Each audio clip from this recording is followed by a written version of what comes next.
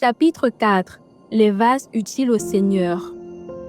Des vases d'or et d'argent, des vases nobles, ce sont des vases de valeur. Très précieux, ce sont des enfants du Seigneur qui n'ont que pour priorité le royaume du Seigneur et trouver le roi de ce royaume. Le maître pouvait dire que si quelqu'un m'aime, qu'il garde la parole d'Élohim. Ainsi, aimer le Seigneur, ce n'est ni aller en assemblée, ni connaître un prédicateur véritable du Seigneur, mais c'est garder la parole, la méditer, la comprendre, la vivre, et elle portera du fruit en nous.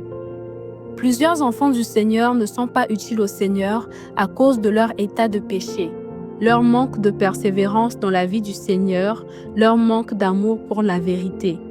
Paulos dit: « Mais quel accord y a-t-il entre le Machia et le Bélial? Ou quelle part a le fidèle avec l'incrédule?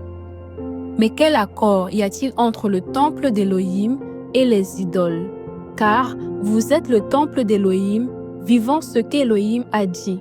J'habiterai et je marcherai au milieu d'eux, je serai leur Élohim et ils seront mon peuple. C'est pourquoi, sortez du milieu d'eux, séparez-vous, dit le Seigneur.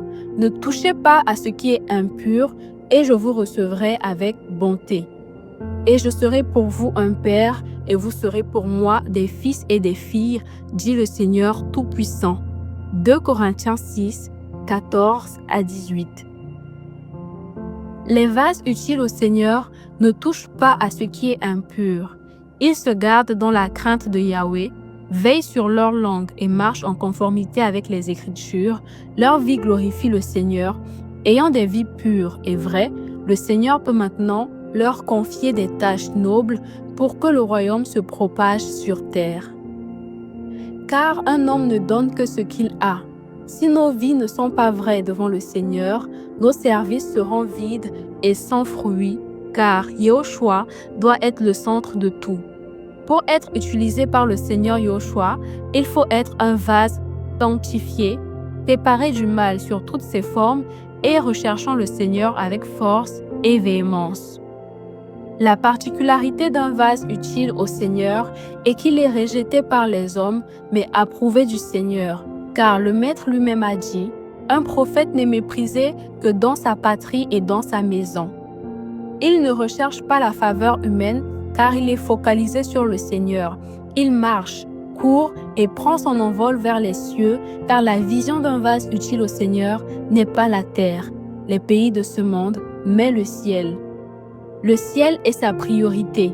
Il vit en solitaire, passe son temps avec le Seigneur, son corps et tout son cœur dans les affaires du Seigneur. Paulos, apôtre passionné du Seigneur, pouvait dire dans le livre de Colossiens 3:1: « Si donc vous avez été ressuscité avec le Machia, cherchez les choses d'en haut, où le Machia est assis à la droite d'Élohim. Pensez aux choses d'en haut et non à celles qui sont sur la terre. » Penser aux choses d'en haut, c'est avoir toute sa vie concentrée sur le royaume des cieux, car le reste n'est qu'éphémère. Les choses visibles sont éphémères et passagères, et les invisibles sont éternelles. En tant qu'enfant véritable du Seigneur, et vase d'or et d'argent, notre priorité doit être le Seigneur, vivre pour le Seigneur, le chercher avec force, comme les premiers chrétiens de l'Église primitive l'ont cherché, car il dit dans sa parole que celui qui le cherche le trouve.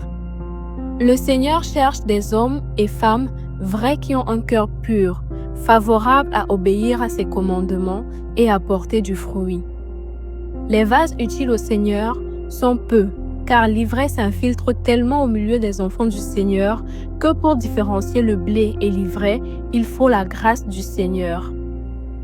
Nous bénissons le Seigneur Yahushua qui nous révèle un tel message et nous donne la force de le mettre par écrit afin de laisser un héritage aux générations futures. Car Paulos, apôtre de Yahushua, pouvait dire que le combat qu'il menait était pour ceux qui ont vu son visage dans la chair et ceux qui n'ont pas vu son visage. Nous sommes la génération qui n'a pas vu Paulos physiquement, mais son travail fait grâce au Seigneur est bénéfique pour notre marche. Que Yahweh nous garde dans la crainte du Seigneur et dans la lumière. Soyons des vases purs, utiles au Maître et préparés pour de bonnes œuvres, car nous sommes la lumière non d'une église, mais du monde, et les nations attendent la révélation des vrais fils et filles du Seigneur. Soyez bénis.